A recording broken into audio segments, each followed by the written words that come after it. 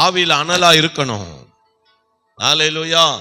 அப்ப இங்க வசனம் என்ன சொல்லுது பாருங்க, 6 நாளைக்குள்ளே கர்த்தர் வானத்தையும் பூமியையும் உண்டாக்கி, கர்த்தர் வானத்தையும் 6 நாளும் கர்த்தர் வானத்தையும் பூமியை என்ன செஞ்சாரு?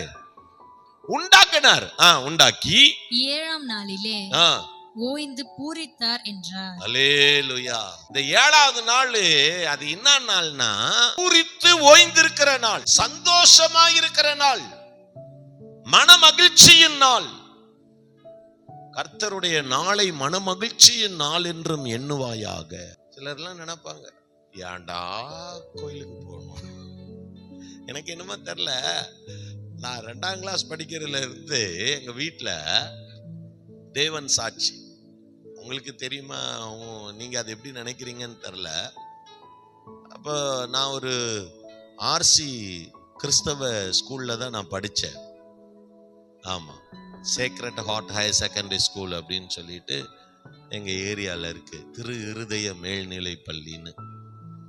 அதுல எலிமெண்டரி ஸ்கூல் படிக்கும்போது, 2nd ஸ்டாண்டர்ட் நான் படிக்கும்போது அசம்பிளியில சொன்னாங்க, கிறிஸ்தவ பிள்ளைங்கெல்லாம் டெய்லி காலையில பூசைக்கு போகணும் அப்படின்னு, உங்க பங்குல நீங்க வந்து பூசைக்கு போகணும் அப்படின்னு சொல்லி கொடுத்தாங்க.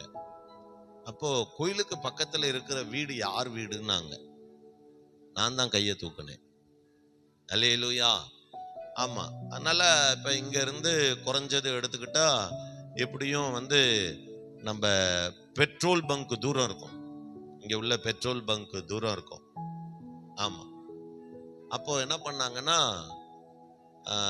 என் கையில ஒரு நோட்டை கொடுத்து, யார் யாரெல்லாம் இந்த கிறிஸ்தவ பசங்க அவங்க பேரெல்லாம் எழுதி கொடுத்து, அட்டண்டன்ஸ் நீ டெய்லி பூசைக்கு போகணும், அட்டண்டன்ஸ் போடணும், வர்றவங்கெல்லாம் என்ன செய்யணும், வர்றவங்க அந்த பூசைக்கு வந்து அட்டன் பண்ணவங்கலாம் பூசை முடிஞ்சதுக்கு அப்புறம் நான் தான் அட்டண்டன்ஸ் எடுப்பேன். அப்போ அந்த மாசம் 30 நாள்ல அந்த எல்லா நாளுமே யாரெல்லாம் ஆப்சென்ட் ஆகாம போயிருக்காங்களோ அவங்களுக்கு என்ன பண்ணுவாங்கன்னா, அடுத்த மாசம் அந்த திங்கக்கிழமையில என்ன செய்வாங்கன்னா, அசம்பிளியில பூசைக்கு ஒழுங்கா போன பிள்ளைங்க அப்படின்னு சொல்லிட்டு அவங்களுக்கு எல்லாத்துக்கும் அவங்கள உற்சாகப்படுத்துறதுக்கு ஒரு பென்சில் கொடுப்பாங்க. ஒரு அல்லேலூயா, அல்லேலூயா, ஒரு பென்சில் கொடுப்பாங்க, அவ்வளவுதான். அந்த காலத்துல அப்பெல்லாம் பென்சில், இப்பெல்லாம் வந்து பாக்ஸா வாங்கி போட்டாலும் அது காண போயிருது. அல்லேலூயா. ஆமா, பாக்ஸ் தான் இருக்குது. அப்பெல்லாம் அப்படிலாம் கிடையாது. அல்லேலூயா. ஒரு பென்சில் வாங்கி கொடுத்தாங்கன்னா 1 வருஷத்துக்கு ஓட்டணும். அல்லேலூயா. வாங்கி தரவே மாட்டாங்க, அது இந்த இவ்வளோண்டு ஆகிற வரைக்கும். அல்லேலூயா.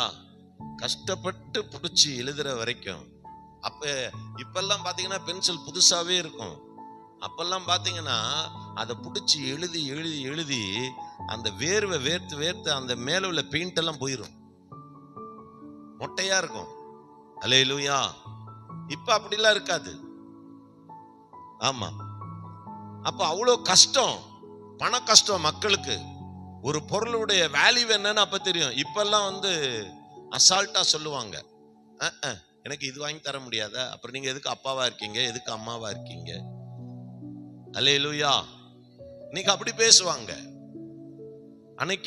இன்னைக்கு பிள்ளைங்க பேசுறாங்க, அன்னைக்கு அப்பா அம்மா தான் பேசுவாங்க. இன்னைக்கு அப்பா அம்மா எல்லாம் முன்னு இருக்கு.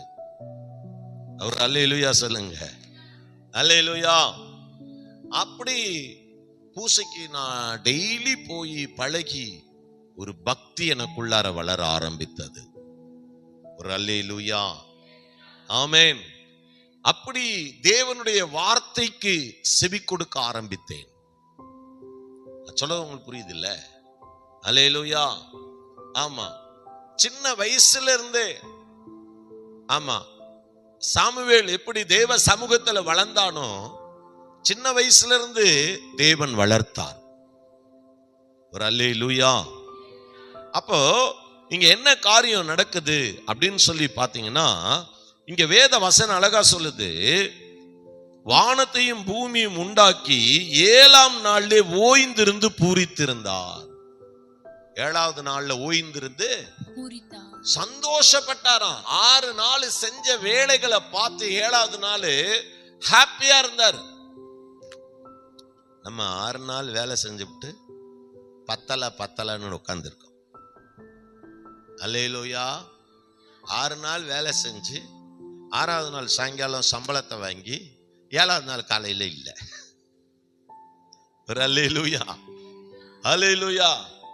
அப்ப யோசிச்சு பாருங்க, நான் சொல்றது உங்களுக்கு புரியுதா? அல்லேலூயா.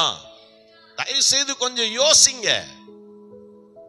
7வது நாள் ஆண்டவர் பூரித்திருந்தார். 6 நாளும் செஞ்ச வேலைகளை நினைச்சு சந்தோஷப்பட்டார். அல்லேலூயா. வானத்தை உண்டாக்கினார், பூமியை உண்டாக்கினார், நட்சத்திரங்களை உண்டாக்கினார், பகல் இரவை வெவ்வேறாய் பிரித்தார், சூரியன் சந்திரன் எல்லாத்தையும், மலைகள் செடிகள் சோத்திரம் சமுத்திரம் எல்லாத்தையும், பறவைகள் விலங்குகள் எல்லாத்தையும் ஆண்டவர் படைச்சார். ஒரு அல்லேலூயா, அல்லேலூயா. தான் செஞ்ச வேலையில ஒவ்வொரு வேலையும் திருப்தியா இருந்தது. ஆனா நம்ம செய்யற வேலை திருப்தியா இருக்குதா? இல்லையே. ஏன் இல்ல? காலையில எழுந்து தேவனை தேடுறது இல்ல. காலையில எந்திரிச்ச உடனே ஓடுறோம், வேலை வேலை வேலை வேலை, பத்தலன்னு ஓடிக்கிட்டே இருக்கும். பிரைஸ் தி லார்ட், அல்லேலூயா. தயவு செய்து அப்படி இருக்காதீங்க, வேண்டாம். நான் சொல்ல உங்களுக்கு புரியுது இல்ல? அல்லேலூயா. ஆமா, எல்லா நாளும் பத்தல நினைக்காதீங்க. இங்க வேத வசனம் அழகா சொல்லுது. அல்லேலூயா. யாத்திராகமத்தினுடைய புஸ்தகத்துல 20வது அதிகாரத்துல 8, 9, 10, 11 வசனத்தை வாசிப்போம். ஓய்வு நாளை பரிசுத்தமாய் ஆசரிக்க நினைப்பாயாக. ஓய்வு நாளை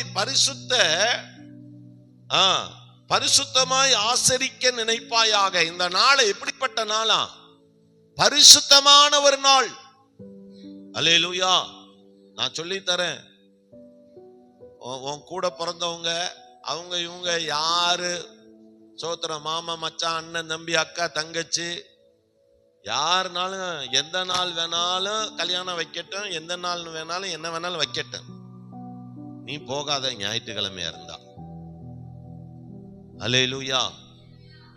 நீங்க அந்த தப்பு பண்ணாதீங்க. தேவனுடைய கோபம் உங்க மேல பயங்கரமா வரும்.